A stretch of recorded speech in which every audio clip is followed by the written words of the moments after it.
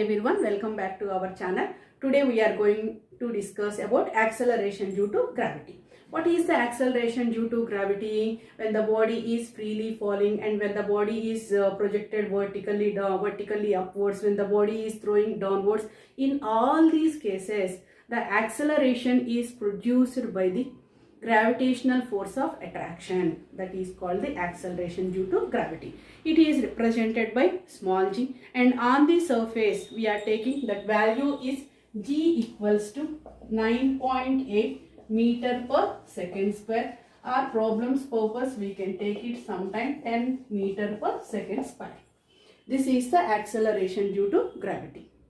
And if the body is freely falling, we should consider that sign convention is plus g. And when the body is projected upwards, sign convention is minus g. Why? It is moving opposite to the gravitational force. That's why we are taking a equals to minus g.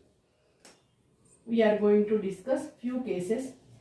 A equals to minus g while the body is projecting upwards, and a equals to plus g when the body is freely falling. Equations of motion.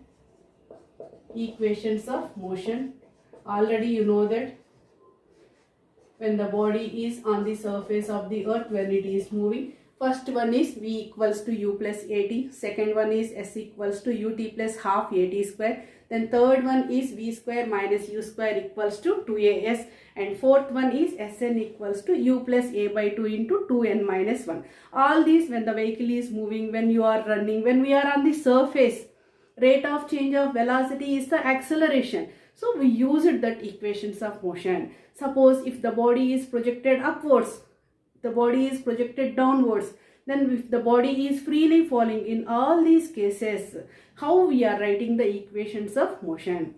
See, first case, if the body is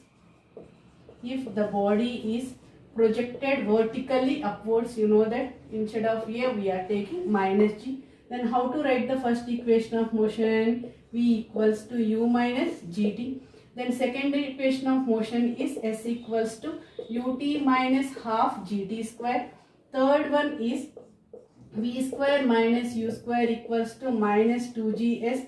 And fourth one is Sn equals to u minus g by 2 into 2n minus 1. Simply we have done here a equals to minus g. Then next case, if the body is projected downwards,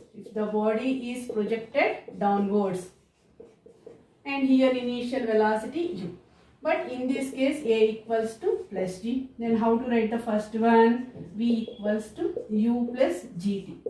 Second one is s equals to ut plus half gt square. Third one is v square minus u square equals to 2gs. And fourth one is Sn equals to u plus g by 2 into 2n minus 1. There is no doubt in that while going up we are taking a equals to minus g, while coming down a equals to plus g. And one more case we are going to discuss here. If the body is freely falling,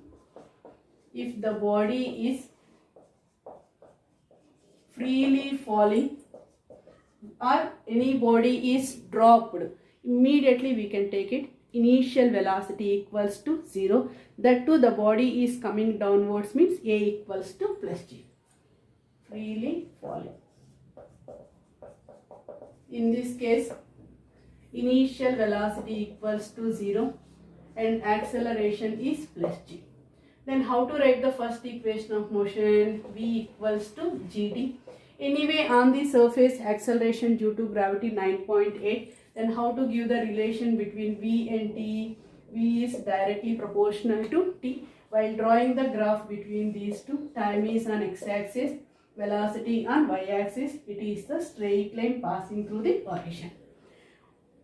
Then second equation of motion is s equals to half gt square, because initial velocity equals to 0. If the body is dropped from certain height, this tower height is, we are taking h. Then from this expression we can find out what is the height of the tower. with how much time it will reach to the ground. Two things we can find out. Instead of S we are taking H. H equals to half gt square. If you know the height of the tower, we can find out the time also. From this we can write it under root 2h by g. In the case of freely falling body, it takes how much time to reach the ground means t equals to under root 2h by g. And here s equals to half gt square. From this we can find out the height of the tower. Not only this one, if the body is freely falling, what is the ratio of distances covered in 1 second, then 2 seconds, then 3 seconds. Here half g is constant. Instead of t square we are writing 1 square, 1 is to, then second time 2 square, 4 is to 9. This is the ratio of this one. And one more thing, what is the distances, ratio of the distances covered in the first second and second and third second? We can take it. Fourth equation of motion, Sn equals to g by 2 into 2n minus 1. First second instead of n we are writing 1. Second we are taking instead of n 2. Then third second instead of n we are writing 3. So simply we should write it here. Sn is directly proportional to 2n minus 1. So S1 is S second, then S third second, we can say equal intervals of time also. We are getting first one is 1 is to, then 3 is to 5, like that we are getting. So with the help of equations of motion, we can find out the time, we can find out the height of the tower, and find the ratio of the distances travelled, and find the ratio of the distances travelled in equal intervals of time. Then how to write the fourth equation of motion? V square minus 0 square equals to 2gs. Suppose we don't know about the time. We know freely falling body means initial velocity equals to 0. With the help of this, we can find out the height of the tower also. Instead of s, we are taking h. H equals to v square by 2g. When we know the time, we can find, you can use this. What is time of ascent? The time taken by the body to reach maximum height from the ground is called the time of ascent. Look here, if the body is projecting vertically upwards and it reaches to the maximum height, here the velocity becomes to 0. So final velocity becomes to 0. It is going vertically upwards means a equals to minus g. Then from here to here, how much time it will take? That is called the time of ascent. The time taken by the body to reach maximum height from the ground is called the time of ascent. But how to calculate the time of ascent in terms of u? We know first equation of motion, v equals to u minus gt. Here instead of t, ta.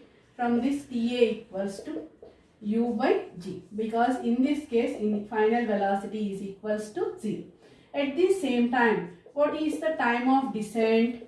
What is the time of descent? The time taken by the body to reach the ground from maximum height. While coming downwards, it is coming from maximum height.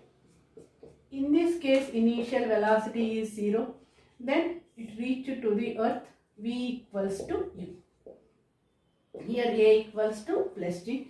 And when we are neglecting the air resistance, time of ascent equals to time of descent. But the definition for time of ascent is time taken by the body to reach ground from maximum height. Here also time of descent equals to u by g. And here I have stressed on one point, while projecting upwards, initial velocity equals to how much? U. When reached to the maximum height, velocity equals to 0. While coming down also, how much velocity we are projecting? With same velocity it reached to the ground. Then time of flight. Time of flight. It is represented with capital T.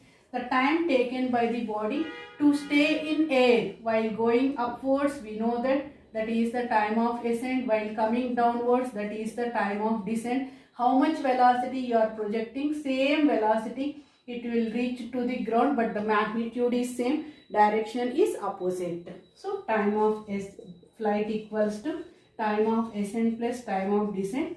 This is 2u by g. 2u by g. Then what is the maximum height?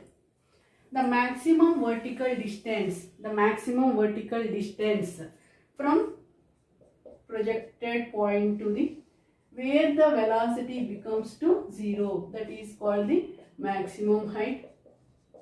And the formula for maximum height is h equals to u square by 2g.